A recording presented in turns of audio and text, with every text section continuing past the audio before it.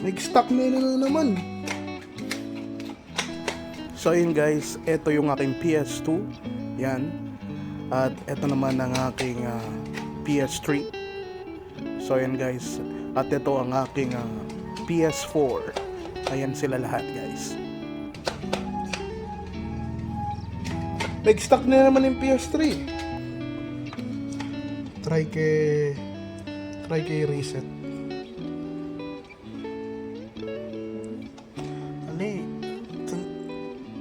May bagal na talaga. Ilang months siyang may magagama sa tingin mo liat.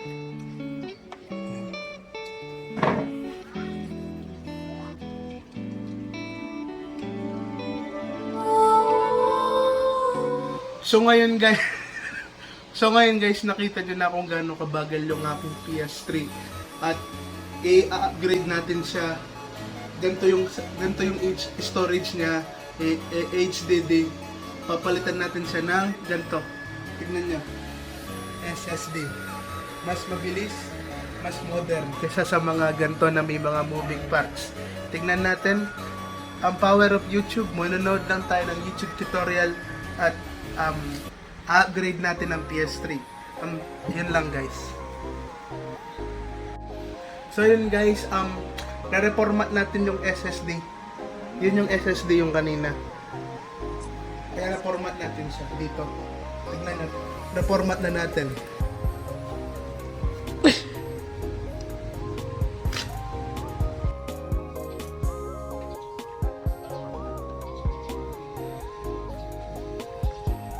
Ito na ang ating PS3.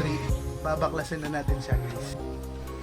Ang PS3 ay unang inihayag sa E3 convention noong 2005 at naging available sa store sa Japan noong November 11, 2006. Ang ibang bansa naman ay kailangan maghintay ng ilang buwan dahil sa mga delay. Sa Europa naman, New Zealand, Australia, Africa at ang Middle East ay naging available ang PS3 noong March 23, 2007 at sa North America noong November 17. Ang gamit ko ngayon ay isang slim version ng PS3 na may mga bagong features, isa na doon ang mas manipis na body, mababang power consumption at mas tahimik na cooling system. At lumabas ito noong September 2009. Sa totoo lang guys, hindi naman natin siya kailangan baklasin. Nasa gilid kasi yung nasa gilid yung hard drive. Yun lang ang tatanggalin, hindi naman talaga kailangan baklasin. Pero may pan na. Sara na natin. Ayan, slow mo na. Dapat nila yung natin yung harap ng kasi gulat mo pala.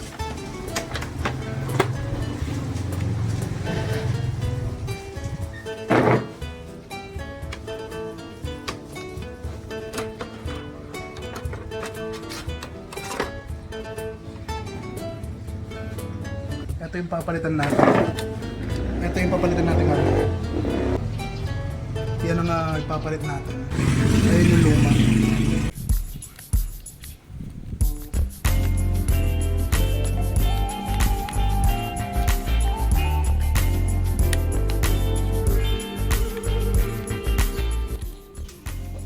Ilalagay natin, install na natin itong bagong hard drive.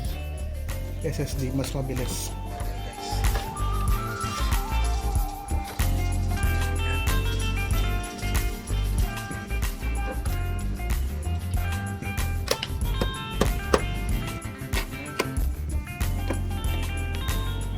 So yan guys, mga ka-vlog, ibabalikan natin yung mga screw.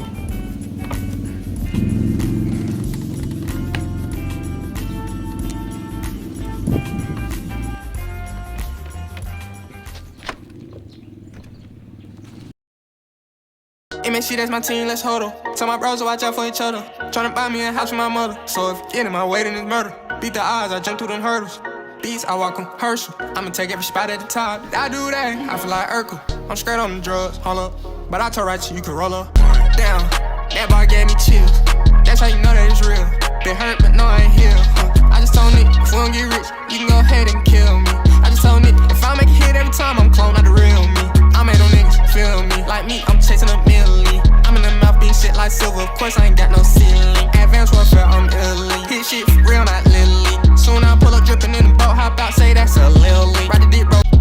in house with my mother. So if you get in my way, then it's murder. Beat the odds, I jump through them hurdles. Beats, I walk on Herschel. I'ma take every spot at the top. I do that, I feel like Urkel.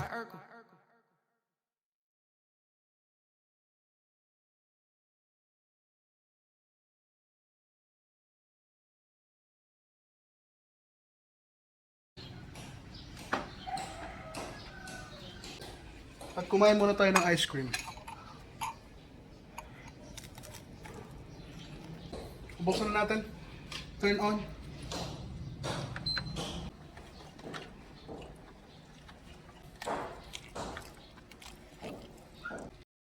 So yun na nga, kailangan natin siyang installan ng system software na 4.90 pababa. Ang problema, ang pinaka-updated ngayon or ang available na version ng software ng PS3 is 4.91. Hindi pwedeng lagyan ng custom firmware at lagyan ng multiman yung 4.91 na version. Kaya kailangan ng update, di ba? Sa totoo lang guys, may na-download na ako na software version. Kaso, 4.91 yun. Ang hanap ko is 4.90 kasi pag 4.90 yung software version, pwede mo siyang i-jailbreak.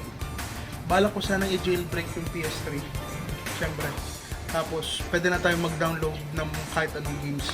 Makakapaglaro tayo ng games na hindi bumibili ng CD. So, ayan guys, naka-download na tayo ng 4.90. Tara, try na natin. Ilalagay natin yun sa PS3. Okay. So, yung logo, PS3 logo. So, yun guys, na-installan na natin siya ng software kaso ayaw gumana ng 4.90. Ang pwede lang install dito is yung 4.91 na version kung saan hindi pwedeng lagyan ng custom firmware at makapaglaro dito sa HDD, makapag-download ng games. So, yun lang. Wala pang nilalabas na ways kung paano i-jailbreak yung 4.91 na version kasi kakalabas lang ng 4.91 na version ng custom firmware ng PS3. Upgrade natin ng PS3. Yan lang guys.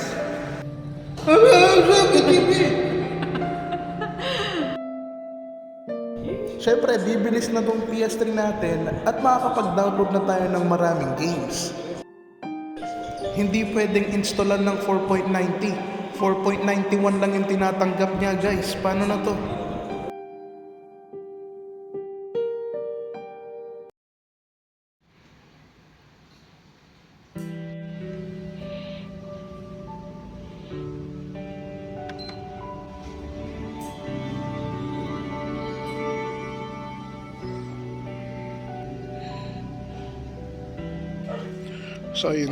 So yun guys, successful nating na-upgrade yung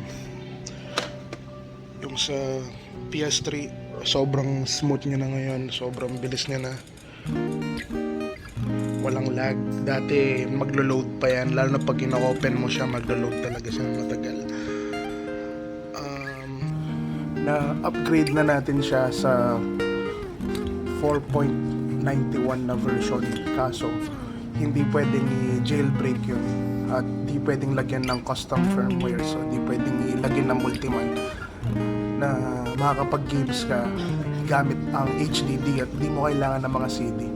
So yun balik 4. Updated siya ngayon, hindi siya balik pala, updated 4.91. Paano yan? Bibili na tayo na CD, hindi na tayo magda-download ng games sa PS3 natin. So yun guys, yun ang end ng ating vlog. Please comment, like, and subscribe na sa channel natin. Okay na din yan.